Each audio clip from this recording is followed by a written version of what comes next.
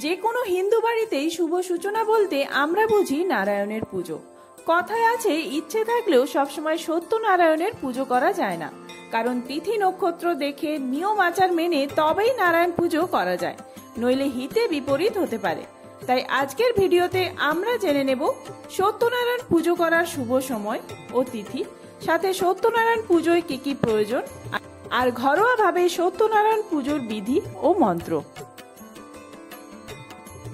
নারায়ণ পুজোয় তেমন কোনো আড়ম্বরের প্রয়োজন হয় না। খুব সহজ সরল পদ্ধতিতেই অন্তরের ভক্তির সাথে নারায়ণের পুজো করলেই তিনি সন্তুষ্ট হন। তাই প্রথমেই জেনে নেব নারায়ণ পুজোর ফর্দ।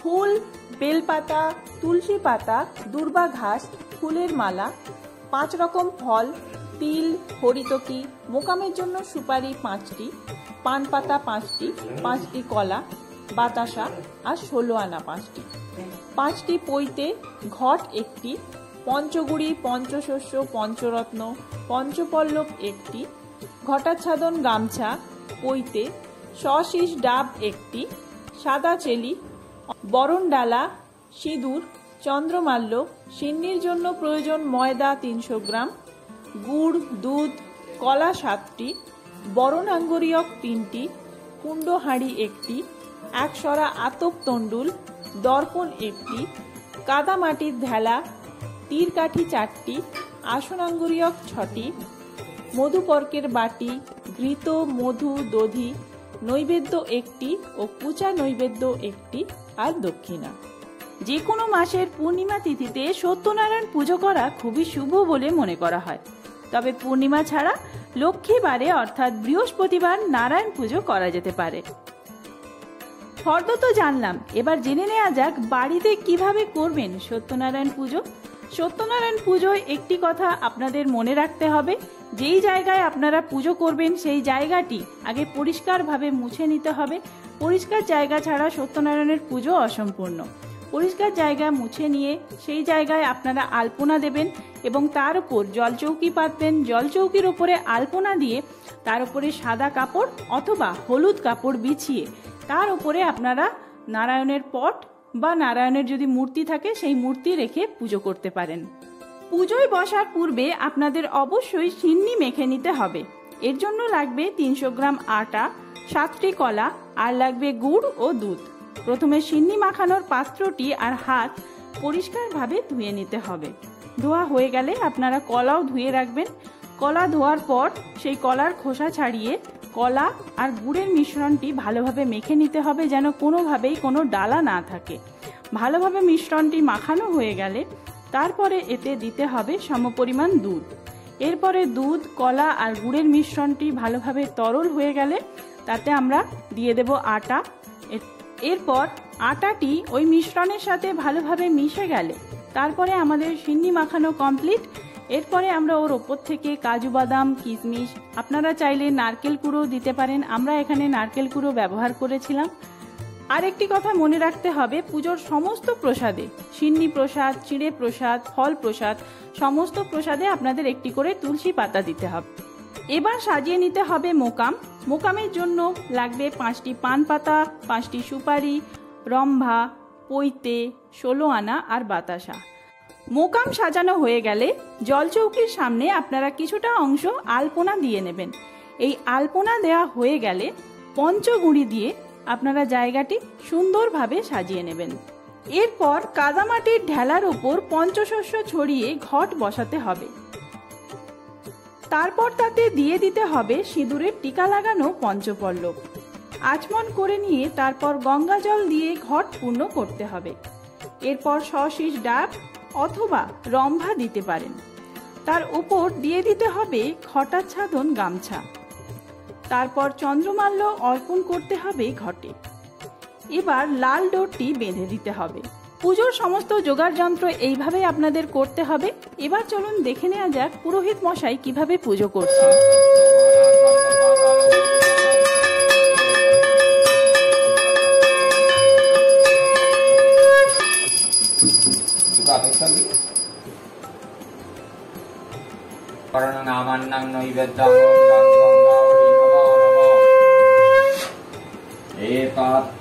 কদলী ফলং গাং গঙ্গা ওই নমঃ।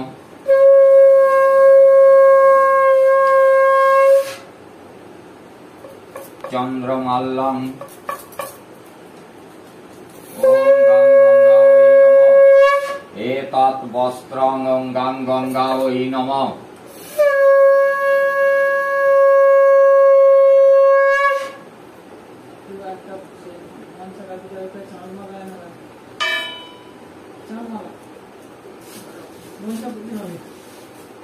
ओम गंगा सरित सर्वा सरन्ति देवी नवन्मना सरगमन्ति च।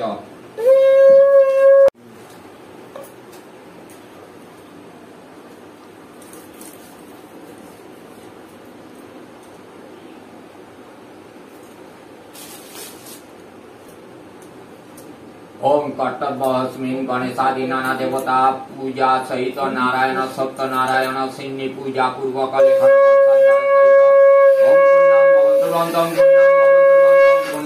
पुण्णाम ओम स्वस्ति भवन्तु भवन्तं स्वस्ति भवन्तु भवन्तं स्वस्ति ओम स्वस्ति ओम स्वस्ति ओम ऋद्धिं भवन्तु भवन्तं ऋद्धिं भवन्तु भवन्तं ऋद्धताम्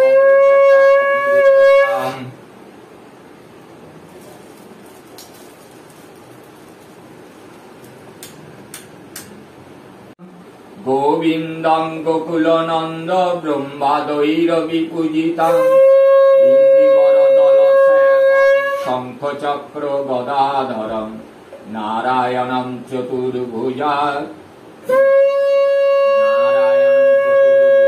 जगत्पीतरं गुरुं इति ध्यात्वा एतत्पाद्यं ॐ श्री सत्यनारायणाय नमः नमः।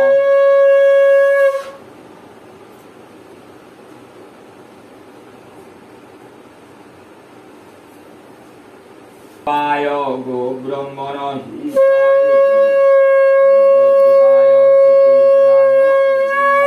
नमो नमो। गंगपुष्पं श्रीलक्ष्मी माता देव्यै नमः। ओम नारायण सहित सत्यनारायणाय नमः।